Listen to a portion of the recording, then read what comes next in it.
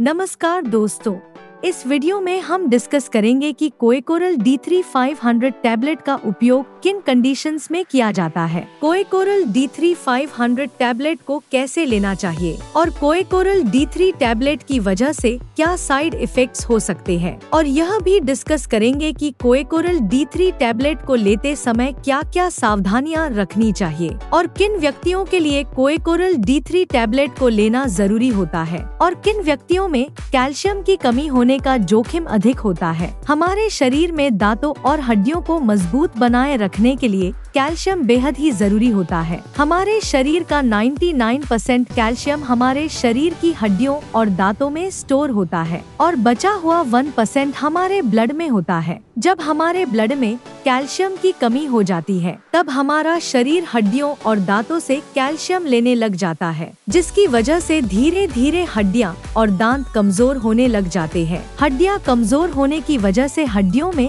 हल्की सी चोट या गिरने की वजह से भी फ्रैक्चर हो सकता है। कैल्शियम की कमी की वजह से दांतों की जड़ें कमजोर हो जाती है और दांत भंगुर होकर टूटने लगते हैं और छोटे बच्चों में कैल्शियम की कमी होने पर उनके दांतों को निकलने में देरी हो सकती है या लंबा समय लग सकता है। बच्चों में कैल्शियम की कमी लंबे समय तक रहने पर उनकी हाइट भी कम रह सकती है। कैल्शियम की कमी की वजह से बच्चों में रिकेट्स हो सकता है और 19 साल से अधिक उम्र के व्यक्तियों में ऑस्टियोमलेशिया और ओस्टियोपोरोसिस होने का रिस्क अधिक हो जाता है। ओस्टियोपोरोसिस एक हड्डियों का रोग है जिसमें हड्डियां बहुत ही कमजोर व अंदर से खोखली हो जाती है, जिसकी वजह से हड्डियों में हल्की सी चोट या गिरने की वजह से भी फ्रैक्चर हो सकता है। शरीर में कैल्शियम की कमी होने पर शरीर की हड्डियों और जोड़ों में दर्द रहने की समस्या भी हो सकती है। कैल्शियम के साथ विटामिन डी भी लेना जरूरी होता है। शरीर में विटामिन डी की कमी होने पर भी कैल्शियम की कमी हो सकती है, क्योंकि विटामिन डी शरीर में कैल्शियम के अवशोषण में मदद करता है और शरीर में विटामिन डी की कमी होने पर शरीर भोजन से कैल्शियम का अवशोषण अच्छी तरह से नहीं कर पाता है, जिसकी वजह से शरीर में कैल्शियम की कमी हो सकती है। अगर आप कैल्शियम की कमी को पूरा करने के लिए अकेले कैल्शियम के सप्लीमेंट्स ले रहे हैं तो ऐसी स्थिति में आपके द्वारा लिए जाने वाले कैल्शियम के सप्लीमेंट्स बेकार है, क्योंकि विटामिन डी के बिना आपके शरीर में कैल्शियम का अवशोषण नहीं होगा और आपके द्वारा लिए जाने वाले कैल्शियम के सप्लीमेंट्स पेशाब के जरिए शरीर से बाहर निकल जाएंगे। इसलिए कैल्शियम और विटामिन डी को एक साथ लेना जरूरी होता है। कोएकोरल D3 टैबलेट में कैल्शियम के साथ साथ विटामिन डी भी होता है, इसलिए आपको विटामिन डी के सप्लीमेंट्स अलग से लेने की जरूरत नहीं होती है। दोस्तों, अगर आपको वीडियो पसंद आ रहा है तो कृपया वीडियो को लाइक करना व चैनल को सब्सक्राइब करना न भूलें। अब हम डिस्कस करेंगे कि कोएकोरल D3 टैबलेट का उपयोग किन कंडीशंस में किया जाता है। कोएकोरल D3 टैबलेट का उपयोग शरीर में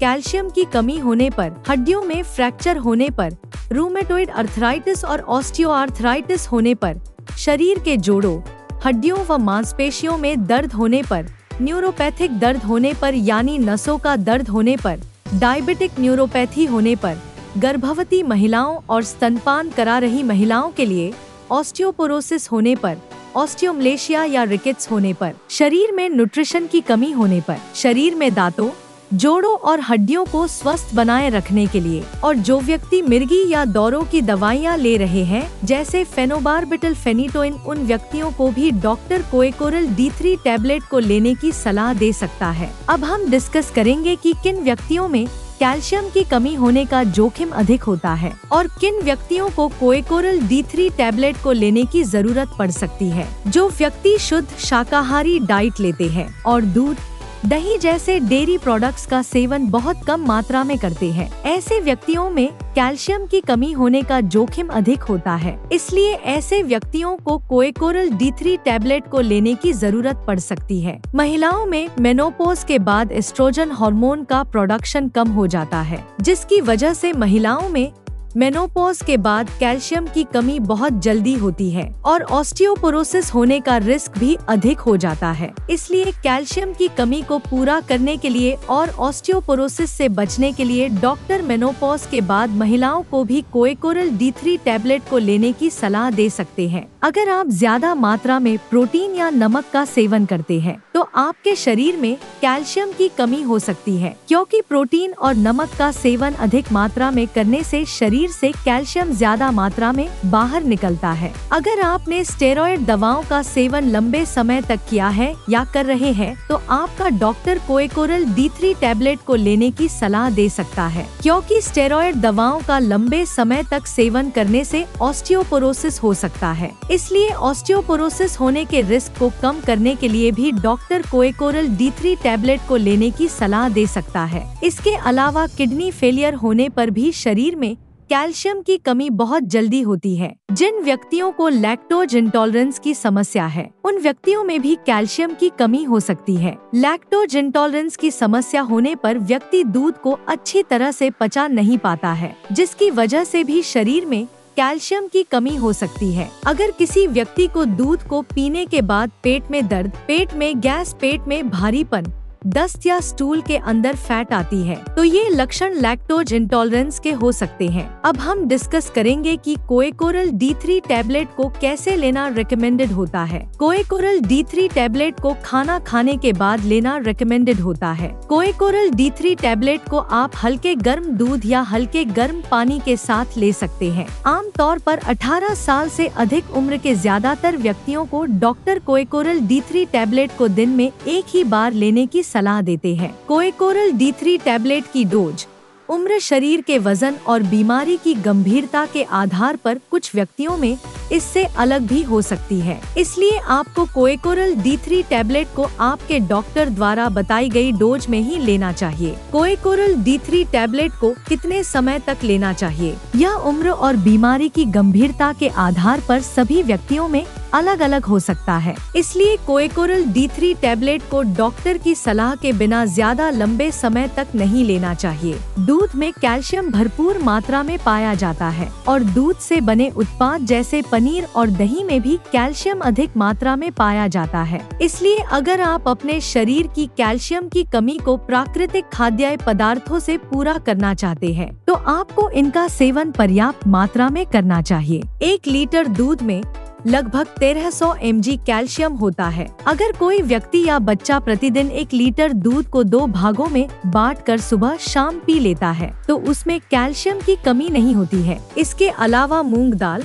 बादाम, नारियल, सोयाबीन, आम, संतरा और आंवला भी कैल्शियम से भरपूर होते हैं। इसलिए इनका सेवन आपको भरपूर मात्रा में करना चाहिए। साइड इफेक्ट्स की बात करें तो वैसे तो कोएकोरल D3 टैबलेट एक बहुत ही सुरक्षित दवा है और ज्यादातर व्यक्तियों में कोएकोरल D3 टैबलेट की वजह से कोई साइड इफेक्ट्स नहीं होते हैं। लेकिन अगर आप कोएकोरल D3 टैबलेट को रिकमेंडेड डोज से ज्यादा डोज में लेते हैं, तो इसकी वजह से ब्लड में कैल्शियम का लेवल ज्यादा हो सकता है, जिसको हाइपरकैल्सीमिया भी कहते हैं। शरीर में कैल्शियम का स्तर ज्यादा होना भी नुकसानदायक होता है। कुछ रिसर्च में यह पाया गया है कि ब्लड में कैल्शियम का लेवल ज्यादा होने से दिल से संबंधित रोग होने का रिस्क अधिक हो जाता है। किडनी में पथरी होने का रिस्क भी अधिक हो जाता है। इसलिए डॉक्टर की सलाह के बिना कोएकोरल D3 टैबलेट को ज्यादा डोज में या ज्यादा लंबे समय तक लेने से बचना चाहिए। अब हम डिस्कस करेंगे कि कोएकोरल D3 टैबलेट को लेते समय क्या क्या सावधानियां रखनी चाहिए। थायराइड की टैबलेट और कोएकोरल D3 टैबलेट को एक साथ नहीं लेना चाहिए, क्योंकि थायराइड की टैबलेट और कोएकोरल D3 टैबलेट को एक साथ लेने से थायराइड की टैबलेट का अवशोषण कम हो सकता है,